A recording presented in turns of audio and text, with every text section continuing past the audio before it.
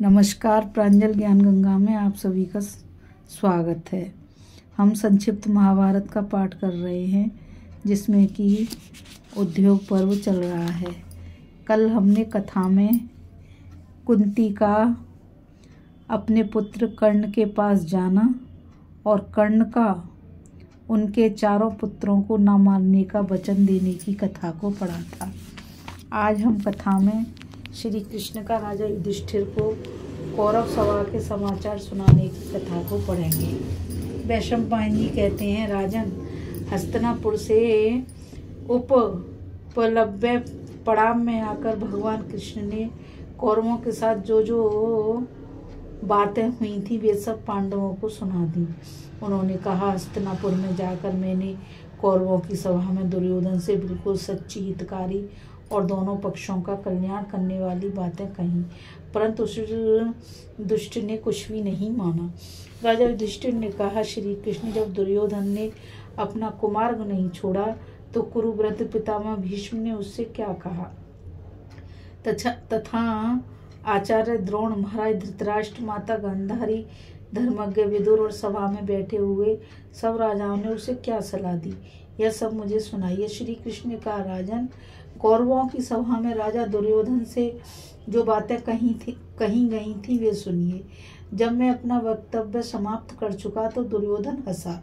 इस पर श्री भीष्म जी ने क्रोधित होकर कहा, दुर्योधन, इस कुल के कल्याण के लिए मैं जो बात कहता हूँ उस पर ध्यान दे। उसे सुनकर तू अपने कुटुंब का भला कर भैया, तू कलह मत कर। आधा राज्य पांडवों को दे दे मेरे भाई। भला मेरे जीवित रहते यहाँ कौन राज्य कर सकता है? तू मेरी बात को मत टाल। मैं तो सर्वदा तुम सबका हित चाहता हूँ बेटा। मेरी दृष्टि में पांडवों में और तुम में कोई अंतर नहीं है, और यही सलाह तेरे पिता, माता और विदुर की भी है। तुझे यही सलाह सब लोग दे रहे हैं। तुझे बड़े बूढ़ों की बात पर ध्यान देना चाहिए। दुर्योधन, मेरे कथन में संदेह नहीं करना चाहिए। ऐसा करने से तू अपने को और सारी पृथ्वी को नष्ट होने से बचा सकता है। भीष्म जी के ऐसा कहने पर फिर आचार्य द्रोण ने उससे कहा, दुर्योधन, जिस प्रकार महाराज शांतनु और भीष्म इस कुल की रक्षा करते रहे हैं, वैसे ही महात्मा पांडु भी अपने कुल की रक्षा में तत्पर रहते थे।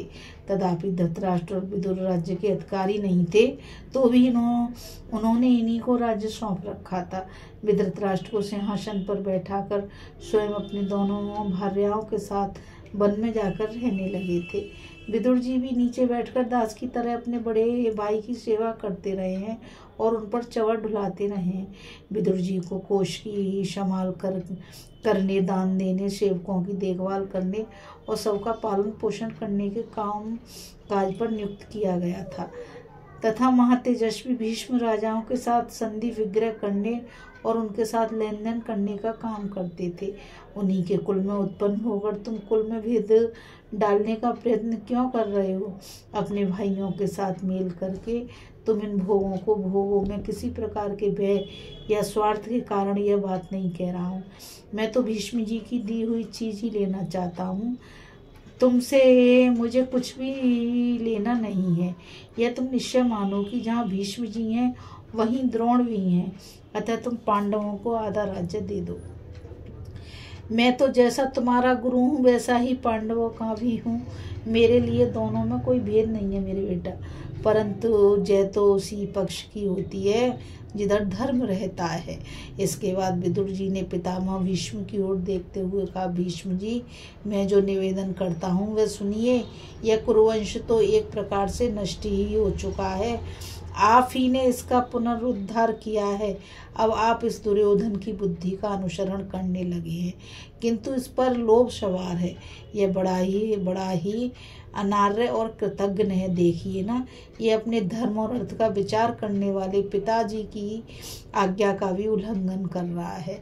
इस दुर्योधन के कारण ही इन सब कौरवों का नाश होगा। महाराज, आप कृपा करके ऐसा कीजिए जिससे इनका नाश ना हो। कुल का नाश होता देखकर आप उपेक्षा ना करें। मालूम होता है कुरुवंश का नाश समीप आ जाने से ही आज आपकी बुद्धि ऐसी हो गई है। आप या तो मुझे और राजा धृतराष्ट्र को साथ लेकर वन को चलिए, नहीं तो इस क्रूर बुद्धि दुष्ट दुर्योधन को कैद करके पांडवों से सुरक्षित इस राज्य की व्यवस्था कीजिए।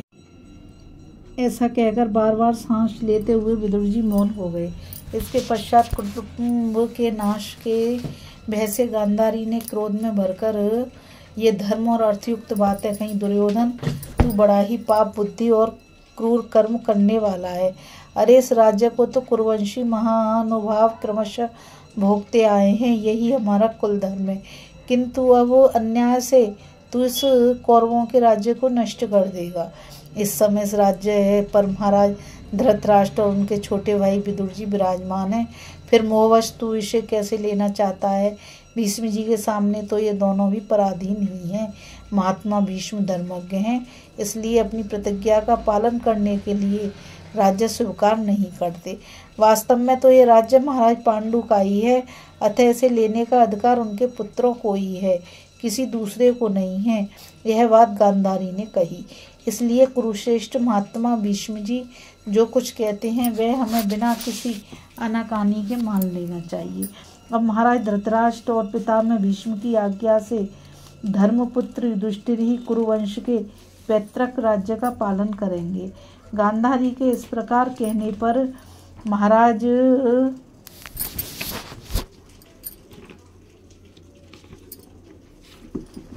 धृतराष्ट्र ने कहा, बेटा, यदि तू हमारी दृष्टि में पिता का कुछ गौरव रखना चाहता है तो मैं तुमसे जो बात कहता हूँ उस पर ध्यान दो और उसी के अनुसार आचरण करो।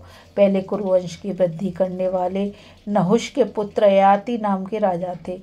उनके 5 पुत्र हुए, उनमें सबसे बड़े यदु थे और सबसे छोटे पुरु। पुरु राजा ययाति की आज्ञा मानने वाले थे और उन्होंने उनका एक विशेष कार्य भी किया था, इसलिए छोटे होने पर भी ययाति ने उन्हें ही राज सिंहासन पर बैठाया।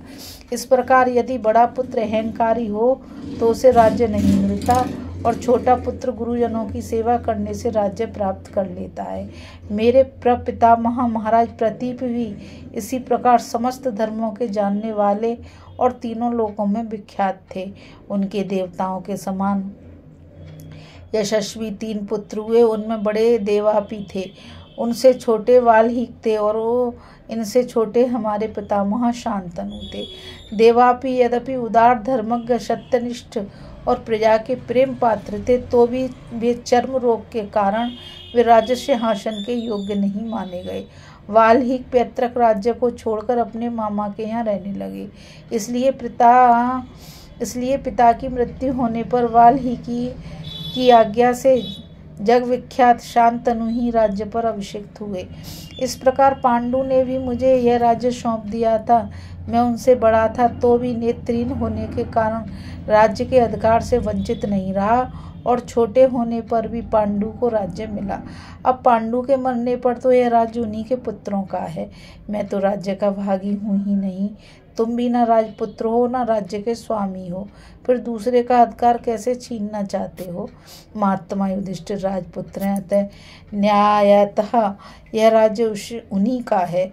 युधिष्ठिर में राजाओं के योग्य क्षमा, तितिक्षा, दम, सरलता, सत्यनिष्ठा, शास्त्र ज्ञान, अप्रमाद, जीव दया और सदुपदेश करने की क्षमता है।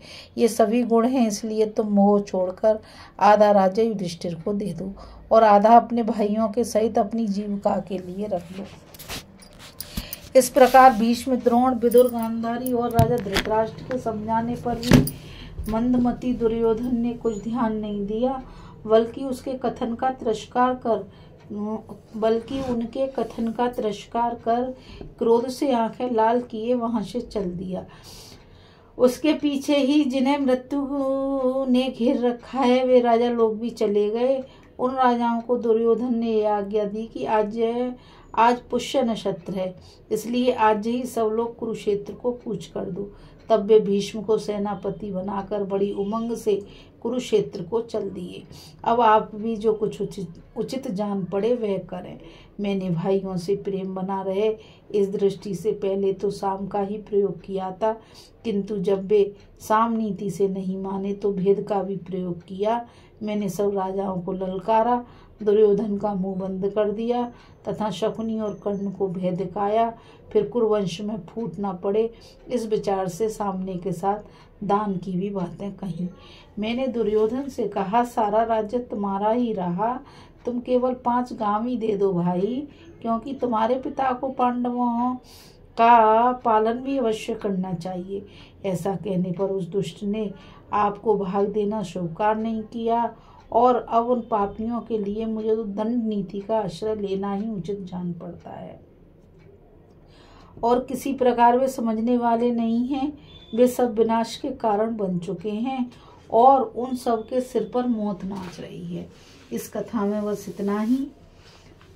अभी हम श्री कृष्ण का राजा युधिष्ठिर को कौरव सभा के समाचार सुनाने की कथा को पढ़ रहे थे। अब आगे की कथा में हम पांडव सेना के सेनापति का चुनाव तथा उसका कुरुक्षेत्र में जाकर पड़ाव डालना की कथा को पढ़ेंगे। मुझे दरावत को आज्ञा दीजिए, कल फिर मिलेंगे एक नई कथा के साथ। और मैं आप सभी से यही कहना चाहूँगी कि इस चैनल को आप सभी ज़्यादा से ज़्यादा लाइक, शेयर और सब्सक्राइब कीजिए, ताकि यह अमूल्य ज्ञान अधिक से अधिक लोगों तक पहुँच सके। इस कथा में बस इतना ही। राधे राधे, जय श्री कृष्णा, नमस्कार।